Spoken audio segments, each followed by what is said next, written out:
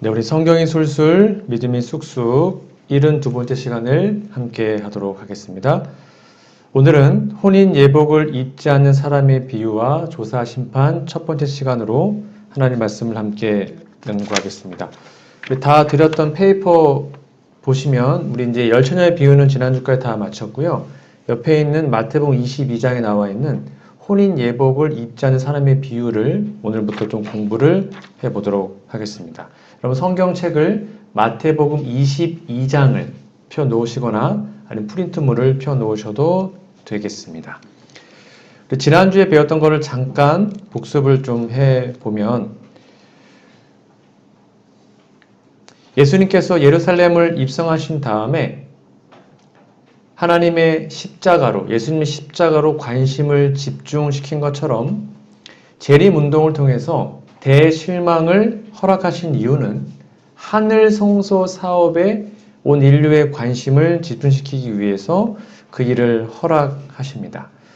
그래서 우리 지난주까지 배웠던 열처녀의 비유에서 요 네 가지의 스텝을 여러분 기억해 달라고 말씀드렸습니다. 1831년부터 윌리엄 밀러가 재림운동을 일으켜서 복음을 전했고요. 신랑을 마중 나왔던 그 사건이 1840년대 재림운동으로 저희는 해석하고 적용합니다. 근데 신랑이 지체합니다. 그게 작은 실망이고요. 1844년 봄에 이르렀습니다.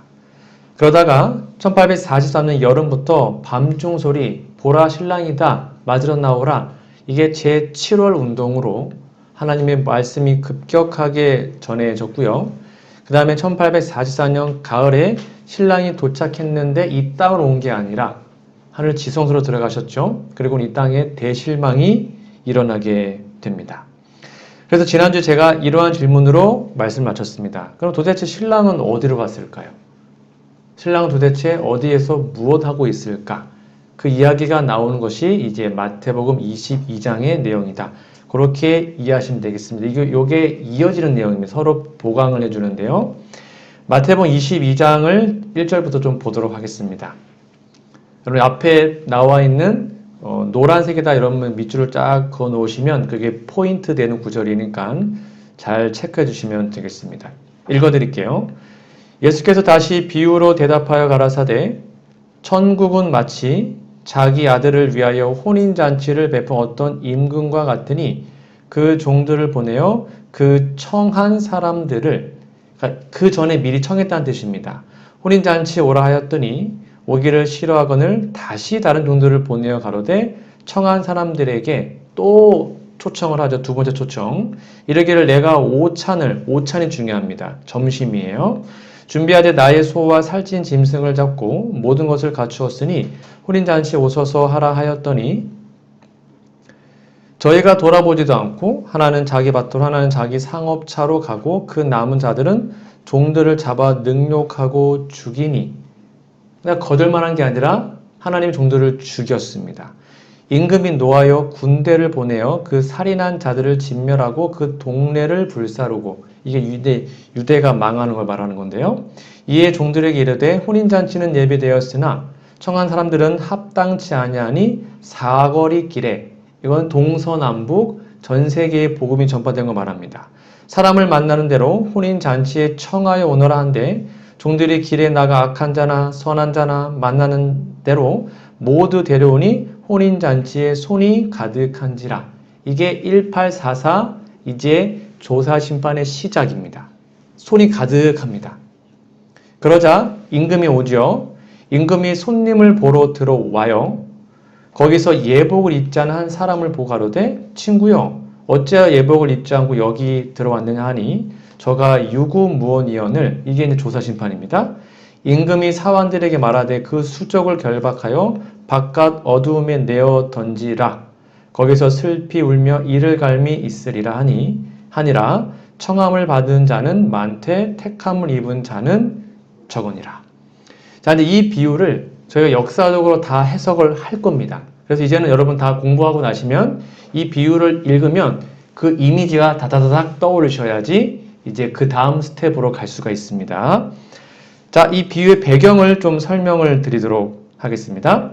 이건 열처녀에 비유할 때 제가 설명을 잠깐 드렸는데요. 예수님께서 순환주간, 즉 예루살렘 입성을 하셨습니다. 약 십자가 달리기 일주일 전에 입성을 하셨어요. 그 다음에 11일, 그 주 화요일 날 여러 가지 비유들을 말씀하십니다. 그 중에 열처녀의 비유가 이미 제가 공부를 했고, 그 다음에 두 아들의 비유, 악한 농부의 비유, 그 다음에 혼인 예복을 입은 사람의 비유, 요게 11일 화요일 날 예수님께서 예루살렘 입성하시고 그 주 화요일 날 있었던 이야기가 바로 이 비유입니다. 그래서 이 비유는 성전에서 마지막으로 하셨던 기별입니다. 이 당시에 종교 지도자들에게 하나님 아들 예수님께서 승리 입성하시고 두 번째 성전을 정결케 하시고 그 다음에 그들의 악행을 고발했던 아주 심한 비유들을 말씀하셨기 때문에 이들로부터 큰 반발과 또는 어떤 나쁜 소리를 많이 듣고 계신 상태였습니다. 이렇게 나와 있습니다. 마태복음 21장 45절에서 46절입니다.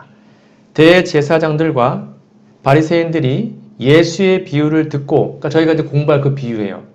그 공부할 비유를 다 들은 다음에 자기들에게 하신 말씀인 줄 알고요. 잡고자 하나 무리를 무서워하니 이는 저희가 예수를 선지자로 알미었더라.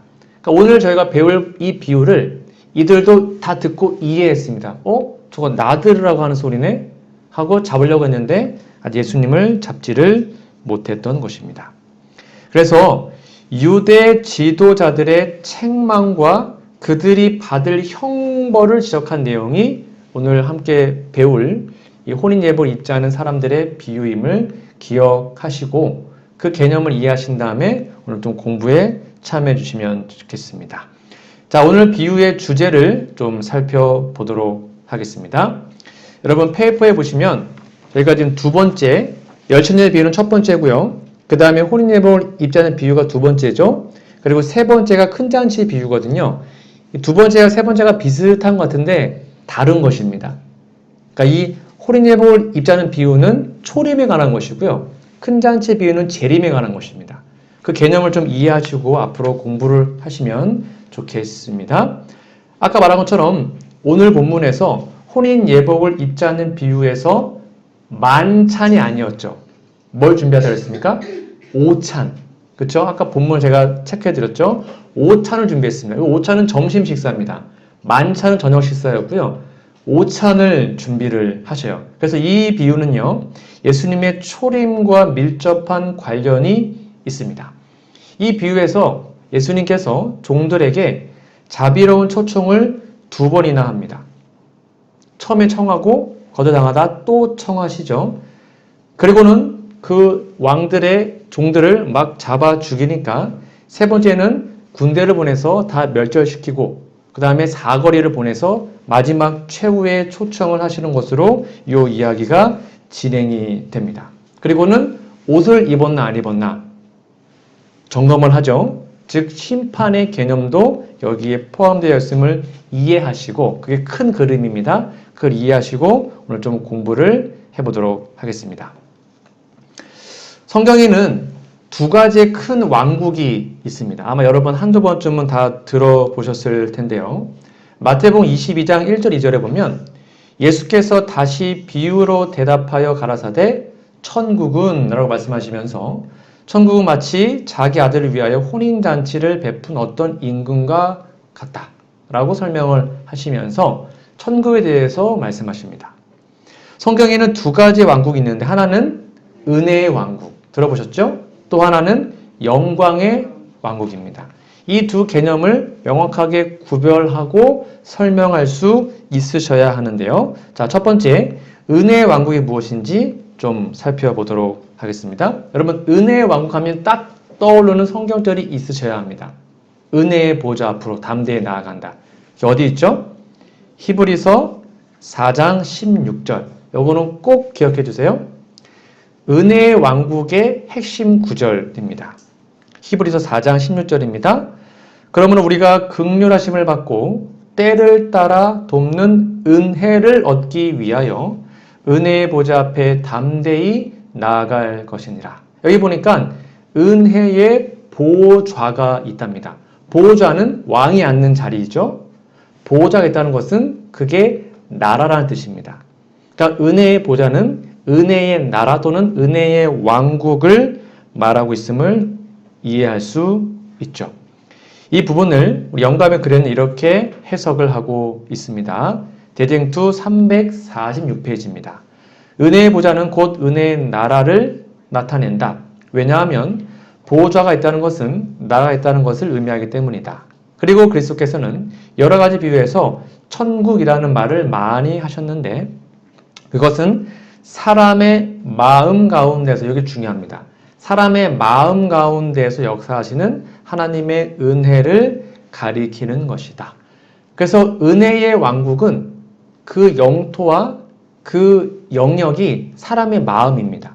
그러니까 은혜의 왕국은 우리의 마음에서 시작되는 것입니다. 이 개념을 꼭 기억해 주세요. 그러면 이 은혜의 왕국은 언제 세워졌을까요? 여러분 알다시피 사람이 타락한 이후에 범죄한 인류를 구속하기 위해서 내가 너로 여자 원수가 되게 하고 그 이야기 아시죠? 그 이야기를 창세기 3장 15절에 말씀을 하시면서 그때 은혜의 왕국이 세워집니다. 그런데 그때부터 예수님이 어린 양으로 죽을 것을 예표했지만 정말 죽은 것은 십자가잖아요. 그래서 그때 세워졌지만 아직 확립은 되지 않았습니다. 그래서 아담 때부터 예수님 초림 때까지 많은 사람들이 믿음으로 은혜의 왕국에 들어갔습니다. 믿음으로요. 그러나 양을 잡고 희생 제물을 통하여 은혜의 왕국에 들어가게 돼요. 그리고 이 나라는요. 예수님께서 당신의 지상 생애를 시작하신 후일지라도 예수님이 언제든지 철회하고 올라갈 수가 있었습니다. 맘만 먹으면 철회하고 올라가시면 끝나는 거였어요. 그러나 예수님께서 십자가에서 다 이루었다 라고 말씀하실 때 이 은혜의 왕국이 비준됩니다. 그때부터 진짜 제대로 시작이 되었다라는 것입니다. 그래서 하나님의 허락으로 에덴에서부터 시작되었던 은혜의 왕국이 예수님의 십자가로 확립됩니다. 확정이 된 것입니다. 그래서 은혜의 왕국은 에덴에서 시작되었지만 예수님의 십자가로 인하여 최종적으로 세워졌다. 이 개념을 꼭 이해해 주시면 감사하겠습니다. 그게 은혜의 왕국이고요. 두 번째는요. 영광의 왕국이라는 것이 있습니다. 이 영광의 왕국에 해당되는 성경절도 여러분 기본으로 알고 계셔야 되는데 그게 마태복음 25장에 기록되어 있습니다. 25장 31절 인자가 자기 영광으로 모든 천사와 함께 올 때에 여기서 보십시오. 아까는 은혜의 보좌였고요. 히브리 4장 16절 여기는 영광의 보좌에 앉으리니라고 나와 있습니다. 영광의 보좌에 앉는다는 것은 영광의 왕국이 있다는 것이죠. 보좌가 하나님의 왕이 앉는 곳이니까 영광의 보좌에 앉는다라고 얘기합니다. 이건 예수님의 재림 때 세워지는 나라이죠. 그래서 영광의 왕국은 아직은 도래하지 않았습니다. 지금 우리는 은혜의 왕국 안에 살고 있습니다. 믿음으로. 그래서 은혜의 왕국에 들어간 사람들만이 영광의 왕국에 들어갈 수 있습니다. 은혜 왕국에 못 들어가고 영광 왕국에 갈 수가 없어요. 순서가 은혜 왕국에 먼저 들어갑니다. 믿음으로. 그 다음에 영광의 왕국에 최후의 재림 때 들어가게 되는 것이에요. 대댕투 347페이지입니다. 그와 마찬가지로 영광의 보좌란 영광의 왕국을 나타내는 것인데 그 나라는 아직 장래에 속한 나라이다. 그러니까 미래에 있는 거예요. 재림 때. 그 나라는 그리스도께서 재림하실 때에 비로소 건설될 것이다. 그러면 지금 우리에게 필요한 것은 어디에 들어가는 거냐면 은혜의 왕국에 들어가야 합니다. 지금 시대는요. 은혜의 왕국에 들어간 사람들만 재림 때 하늘에 가거든요. 근데 그 은혜의 왕국이 어디에 시작된다고요? 우리의 마음에서부터 시작됩니다. 그러니까 내 마음 속에 거듭남을 통하여 예수님을 개인의 구주로 받아들이고 내 마음의 보좌에 예수님을 주인으로 앉히는 것. 그게 바로 은혜 왕국에 들어가는 조건이에요. 그런 사람들이 재림 때 하늘에 갈 수 있겠죠. 그런 의미에서 오늘 함께 배울 마태복음 22장에 혼인 예복을 입지 않은 사람의 비유는 영광의 왕국 이야기가 아니에요. 재림 이야기가 아니라 초림 이야기입니다. 은혜의 왕국에 대한 이야기다. 그렇게 이해하시고 이제 공부를 좀 해보도록 하겠습니다. 예수님께서 공생의 기간에 말씀하신 예수님의 첫 번째 설교가 뭐였냐면요. 회개하라, 천국이 가까웠다 그랬거든요. 예수님이 말씀하신 그 천국은 어떤 천국일까요? 은혜의 왕국입니까? 영광의 왕국입니까? 당연히 은혜의 왕국이죠. 예수님께서 말씀하신 회개하라, 천국이 가까웠다라는 그 말씀은 은혜의 왕국을 의미합니다. 그래서 예수님은 왕이셨고요. 그분을 믿음으로 믿는 사람들은 그 나라로 백성으로 들어갈 수가 있습니다. 그리고 그 영역은 우리의 마음과 삶이었습니다. 근데 많은 사람들이 예수님이 초림 때 은혜 왕국이 아니라 뭐를 고대했습니까? 영광의 왕국. 그렇죠? 영광으로 오신 메시아. 그래서 로마를 다 때려 부시고 멸망시키고 이스라엘 나라를 높일 메시아를 오기를 기대했어요. 오해한 것이죠. 그래서 이게 서로 안 맞은 것입니다. 예수님은 은혜의 왕국을 선포하셨는데 많은 사람들은 영광의 왕국을 기다리고 있었던 것입니다. 자, 그러면 이 은혜의 왕국과 70일의 예언을 다시 한번 복습을 좀 해보도록 하겠습니다. 여러분, 마가복음 1장 15절에 보면 예수님 말씀하셨습니다. 때가 찼고 하나님의 나라가 가까웠으니 회개하고 복음을 믿으라. 예수님이 때가 찼다라고 말합니다. 이 때는 어떤 때를 말하는 걸까요? 예수님이 때가 찼다. 이제 하나님 나라가 가까웠다. 그러니까 회개하고 복음 믿어라. 라고 예수님이 설교하셨습니다. 이게 첫 설교였거든요. 그럼 이 때는 과연 무슨 때일까요? 다니엘 9장에 나와 있는 70일의 때를 말합니다. 그러니까 마가복음 1장 15절에다가 다니엘서 9장 24절을 적어 놓으시면 됩니다. 그 때가 다니엘 9장 24절에 기록이 되어 있습니다. 함께 좀 보도록 할까요? 앞에 적어 왔습니다. 내 백성과 내 거룩한 성을 위하여, 이게 유대인들을 위한 은혜의 시기였습니다. 70일에로 기한을 정하였다. 이 70일에가 70주일, 77에 49, 490일, 그리고 하루가 1년이니까 490년. 이 490년의 때가 다 찼다. 그러니 회개하고 복음 믿어라 라고 예수님이 말씀하신 거예요. 그러므로 그 뒤에를 보시면 다니엘서 9장 25절을 이어서 보시면 그러므로 너는 깨달아 알지니라. 이거를 모르면 안 된다는 것입니다. 알아야 된다는 것이죠. 제발 깨달아 이해해라. 예루살렘을 중건하라는 영이 날 때부터 그 70일의 시작점이 예루살렘을 중건하라는 영이 날 때부터입니다. 기름 부음을 받은 자 곧 왕이 일어날 때까지 7일에와 62일에가 지날 것이요. 그때 곤란한 동안에 성이 중건되어 거리와 해자가 이룰 것이다 라고 말을 하고 있습니다. 자, 이제 도표를 제가 좀 보여드리면서 좀 쉽게 설명을 드리겠습니다. 아까 말한 때에 관한 것입니다.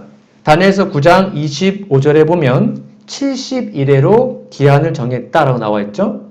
근데 그 70일의 시작점이 예루살렘을 중건하라는 것입니다.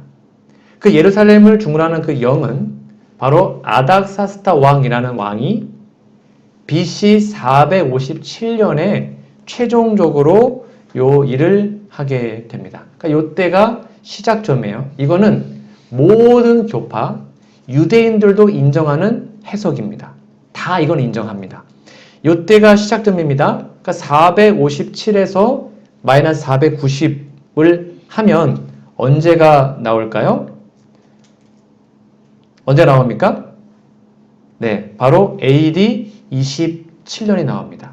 이 AD 27년에 기가 막히게도 예수님이 침례를 받으시고 기름 부음 받으십니다. 그리고는 예수님의 공생애가 시작이 되죠. 그때 아까 봤던 마가복음 1장 15절에 때가 찼다. 하나님의 나라가 가까웠으니 회개하고 복음을 믿어라. 이 490일에 70일의 예언이 다 성취되었으니까 이제는 회개하고 은혜의 왕국에 들어오라 라는 예수님의 초청이 예수님의 첫 번째 설교의 제목이었습니다. 그러니까 예수님의 사역도 예언을 근거로 시작되었습니다. 마지막 때에 남은 백성의 사역도 예언을 근거로 선포됩니다. 중요합니다. 그냥 우리가 마음대로 하는 게 아니에요. 다 예언을 해석해서 그 예언을 근거로 선포하신 것입니다. 예수님의 모본에 따라서 말이죠. 자, 그런 다음에요. 다시 한번 다니엘서 9장 27절로 가보시면 그가 장차 많은 사람으로 더불어 이제 여러분 이 말씀만 보도 그냥 해석이 다 떠올리셔야 됩니다. 이미지처럼. 많은 사람 더불어 한 일해 동안에 이게 마지막 일해거든요. 7년 언약을 굳게 정하겠고 그가 그 일해의 절반의 제사와 예물을 금지할 것이다. 이게 무슨 의미인지 여러분 다 알고 계시고 설명할 수 있지만 다시 한번 정리해 드리도록 하겠습니다. 자, 다니엘서 9장 27절에 마지막 7년 그 중간에 있었던 사건이 뭐였죠? 아까 써있죠? 그 일해의 절반에 PPT가 있습니다. 제사와 예물을 금지한다. 이제 더 이상 양 잡고 소 잡는 그 예배를 드릴 필요가 없다는 것입니다. 왜요? 원형이 왔으니까. 진짜 예수님이 돌아가셨으니까. 그래서 십자가를 통해서 그 모든 성소의 양 잡는 예식이 폐한 것을 말합니다. 그쵸? 그래서 AD 27년에 기름 부음을 받고 그 다음에 3년 반, AD 31년, 7년의 반이니까 3년 반이죠. 정확히 3년 반, 31년 봄에 예수님 십자가 달려 돌아가십니다. 정말 놀랍게도 예언 그대로 이루어졌습니다. 그래서 제사와 예물을 금지합니다. 더 이상 양 잡을 필요가 없게 된 것입니다. 원형이 만났기 때문이죠. 그 이야기가 여기에 기록이 되어 있습니다. 여러분 누가복음 23장 43절을 좀 찾아보시고 잠깐 손가락을 좀 펴 넣으시고요. 꼽아 넣으시고 누가복음 23장 45절에다가 다니엘서 9장 27절을 적어 놓으셔요. 이게 둘이 짝꿍입니다. 성소의 휘장이 가운데가 찢어집니다. 예수님 십자가 달려 돌아가시는 그 금요일 오후 늦게 운명하시자 갑자기 성소 휘장이 되게 두꺼운 거거든요. 아래서 위가 아니라 위에서부터 아래로 찢어집니다. 그 휘장은 성소와 지성소를 가로막는 건데 더 이상 지성소로 막는 휘장이 없어진 것입니다. 그 성소의 기능이 다한 것이죠. 그 이야기가 바로 다니엘 9장 27절에 예물을 제사와 예물을 금했다. 이렇게 적용이 될 수 있습니다. 이렇게 예수님은 AD 31년에 참된 제물 제시는 그 십자가 위에서 달려 돌아가심으로 더 이상 원형이 왔기 때문에 양 잡는 제물이 필요 없음을 역사적으로 설명하시고 적용하셨습니다. 다시 도표로 와보겠습니다. 그런 다음에 남은 3년 반 동안 예수님이 돌아가셨어요. 31년에. 그리고 부활하셔서 하늘에 가셨죠. 그럼 남은 3년 반 동안에 예수님의 제자들이 하나님의 복음을 예루살렘에 전합니다. 다시 한번 복음을 전하셨죠. 그러다가 34년에 유대인들이 스데반을 돌로 쳐 죽입니다. 그때 70일회가 끝납니다. 이제 은혜 시기가 끝난 것입니다. 그리고는 이 복음이 이방인들에게 전 세계로 확장되는 계기가 됩니다. 자, 이 개념을 이해하시고 오늘 본문으로 가서 다 적용을 해 보도록 하겠습니다. 자, 혼인잔치의 초청. 아까 여러분이 성경 이제 본문을 직접 펴주세요. 마태복음 22장을 펴 놓으시고 거기 하나씩 적용을 좀 해 보도록 하겠습니다. 22장 3절. 그 종들을 보내어 그 청한 사람들을 혼인잔치에 오라고 했죠. 그러니까 이때 청한 사람들은 그 전에 이미 청함을 받은 사람들이었습니다. 그쵸? 청한 사람들을 혼인잔치에 오라고 보낸 것입니다. 그래서 이 사건이 바로 22장 3절이 예수님께서 침례 받으신 후에 첫 번째 초청입니다. 예수님과 침례 요한과 예수님의 제자들, 예수님의 공생애 동안에 3년 반 동안 청한 사람들에게 22장 3절에 이미 복음을 들었던 사람들에게 다시 한번 복음을 전한 사건으로 적용할 수 있습니다.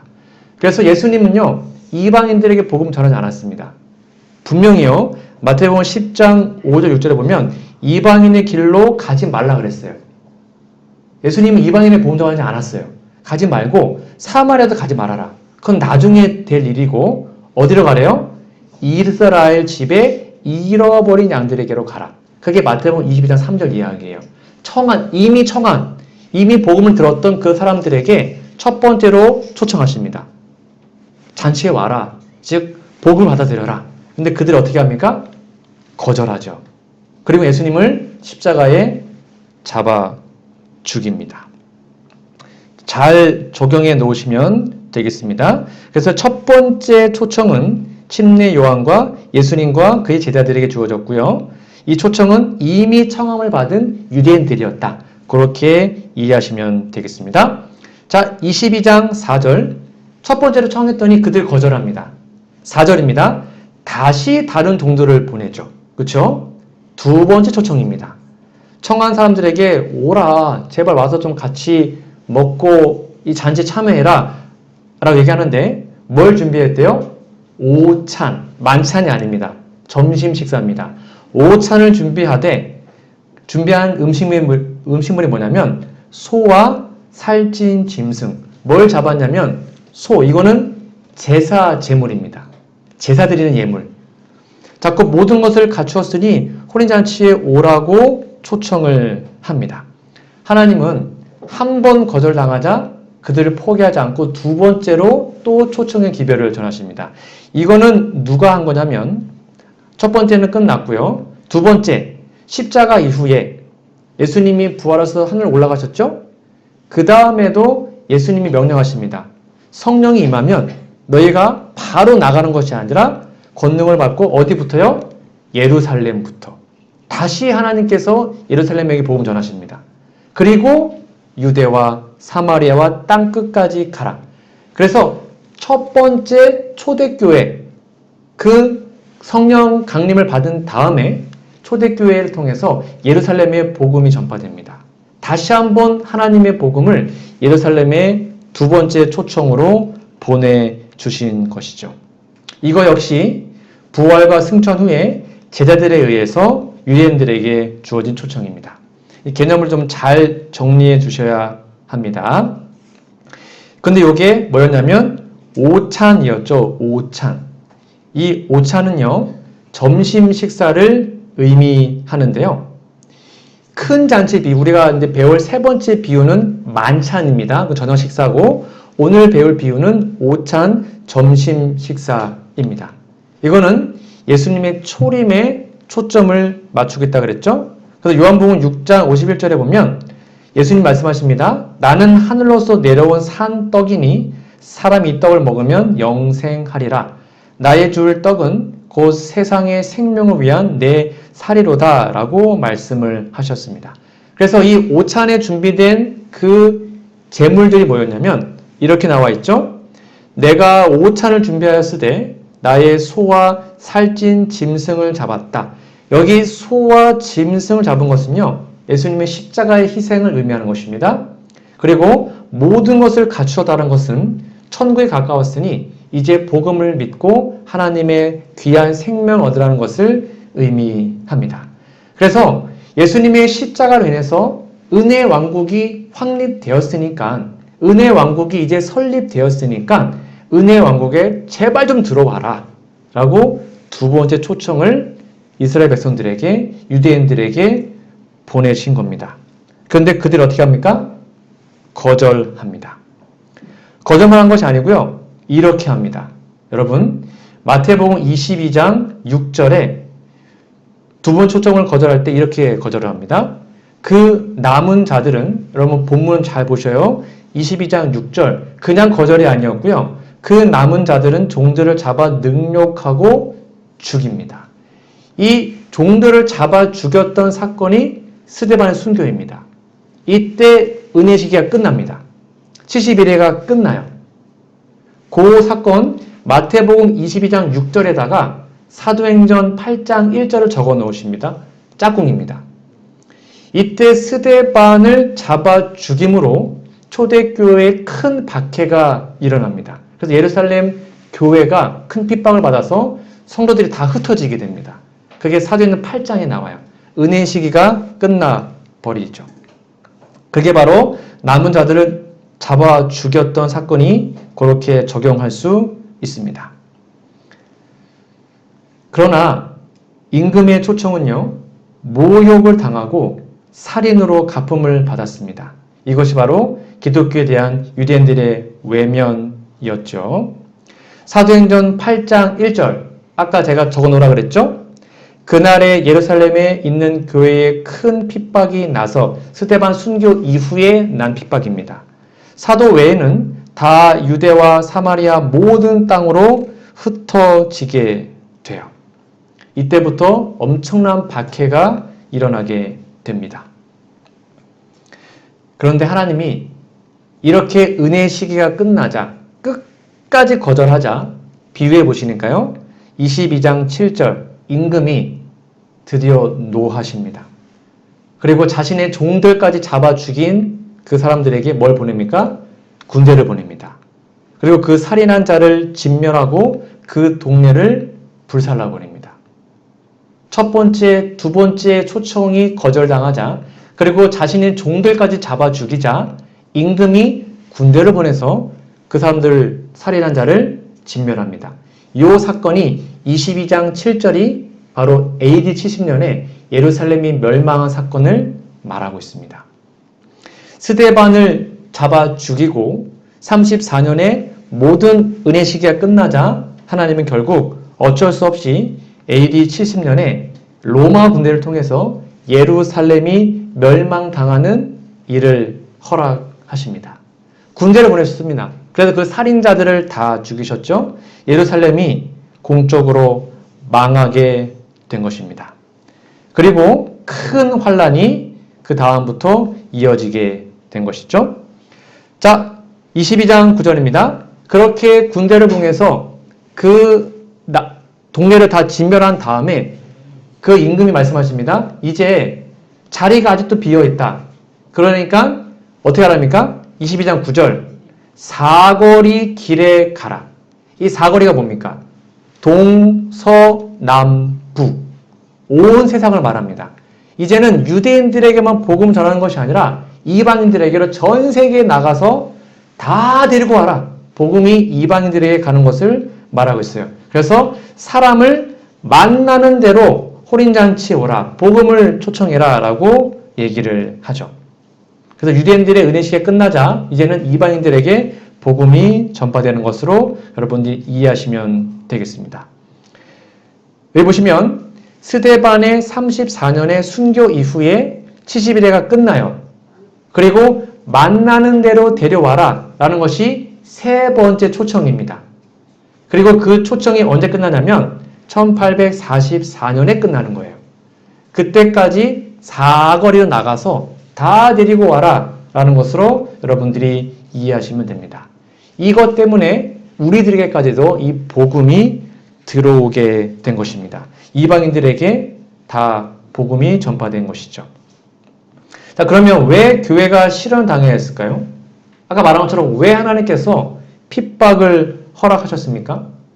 하나님 사랑하는 교회잖아요. 그러면 늘 편안하고 좋은 일만 있어야 되는 거 아닙니까? 왜 하나님이 예루살렘 교회가 박살나게 하시고 왜 그들이 핍박당해서 전 세계로 흩어지게 만드셨을까요? 그 이유가 여기에 기록되어 있습니다. 연간의 글에 보면요. 예루살렘에 있는 교회에 밀어닥친 핍박은 복음 사업을 크게 촉진시키는 결과를 가져왔대요. 하루에 3,000배씩 회개했으니까 얼마나 교회가 성장했겠습니까? 그곳에서의 말씀 사역에는 성공에 따랐어요. 그러다 제자들은요. 온 세상에 나아가라는 구주의 사명을 생각지 않았습니다.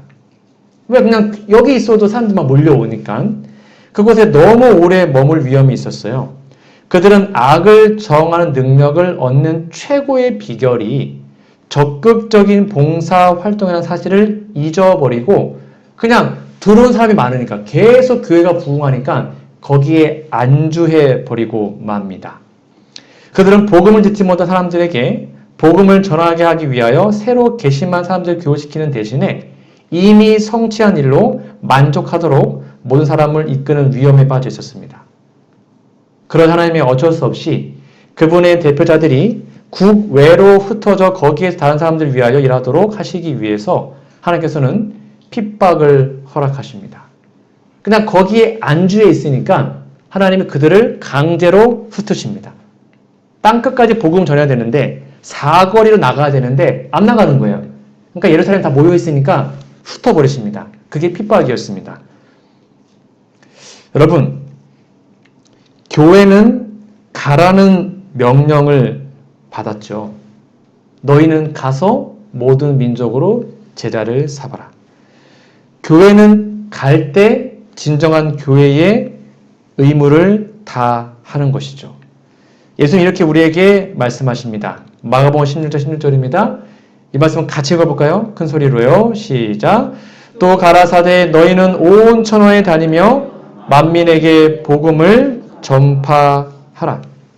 이게 초대교회의 명령이었습니다. 즉 교회는 방언을 위한 산성이 아닙니다. 교회는 공격을 위한 기지가 되어야 합니다. 즉 내부지향적인 교회는 조만간 힘들게 됩니다. 우리는 늘 외부지향적으로 하나님의 복음을 세상에 전해야 하는 것이죠. 예루살렘이 그 사명을 망각하자 그 치료법으로 어떻게 했다고요? 하나님이 핍박을 허락하십니다. 강제로 다 흩어버리십니다. 교회 못 나오게 다 흩어버리셨습니다. 그러자 제자들이 전 세계로 다니면서 이런 결과가 일어났습니다. 핍박 때문에 흩어졌을 때 그들은 선교적 정신으로 충만하여 나아갔다. 흩으시니까 다 막 다니며 전도하는 것입니다. 그들은 그들의 사명의 책임을 깨달았다. 그들은 굶주린 세상을 위한 생명의 떡을 받았음과 그 떡을 필요한 모든 사람들에게 떼어주도록 그리스도의 사랑이 강건하심을 알았다. 주께서 그들을 통하여 일하셨다. 그 다음에 중요합니다.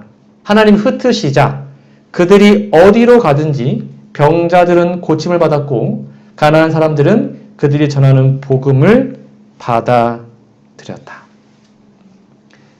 이 일이 지금도 일어날 수 있습니다. 우리가 너무 우리끼리만 이렇게 있으면 하나님은 때는 우리를 흩으실 것입니다. 왜요? 우리를 살리기 위해서 그런 일을 하시는 것이죠. 그러므로 이 명령 우리는 기억해야 합니다. 마태복음 22장 8절 9절 어디로 가라는 것입니까?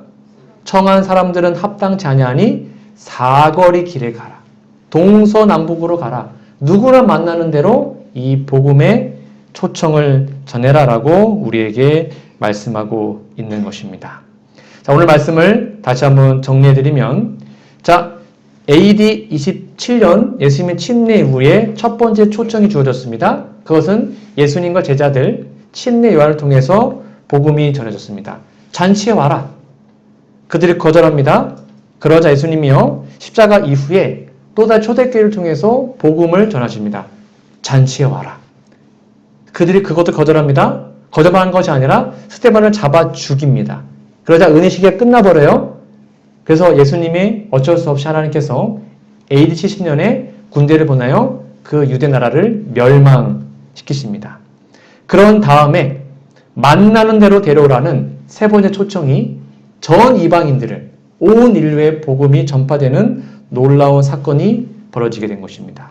그런 다음에 오늘 비유의 말씀에 보니까요. 사람들이 막 들어왔죠. 잔치에 왔어요. 그러자 임금이 왔습니다. 손이 가득한 거 보니까 너무 좋으셨던 것입니다. 그러면서 뭘 하시냐면 옷을 잘 입었나 안 입었나 검사하십니다. 그렇죠? 근데 한 명이 옷을 안 입었어요. 너 왜 안 입었니? 말을 할 말이 없어요. 그 사람을 쫓아냈죠. 그 옷을 입은 사건이 그 옷을 입었나 안 입었나 보는 사건이 바로 뭐냐면 조사심판이에요. 그래서 1844년에 이때부터 조사심판이 시작되는 것입니다. 옷을 확인하는 예식. 옷을 확인하는 그 사건이 조사 심판 이야기다. 네, 이해 가시죠? 이 사건이 이렇게 다 역사적으로 적용이 되는 것입니다. 자, 그래서 다음 주에는요, 신랑이 도착을 했어요. 그렇죠? 임금이 왔단 말입니다. 그럼 도대체 그 임금이 옷을 검사하는데 그 옷을 검사한 이야기는 무엇인지 다음 주에 이어서 함께 말씀을 나누어 보도록 하겠습니다. 오늘 배운 말씀을 잘 복습하셔야지 다음 주에 또 이해될 수 있으니까 잘 정리해 주시면 감사하겠습니다.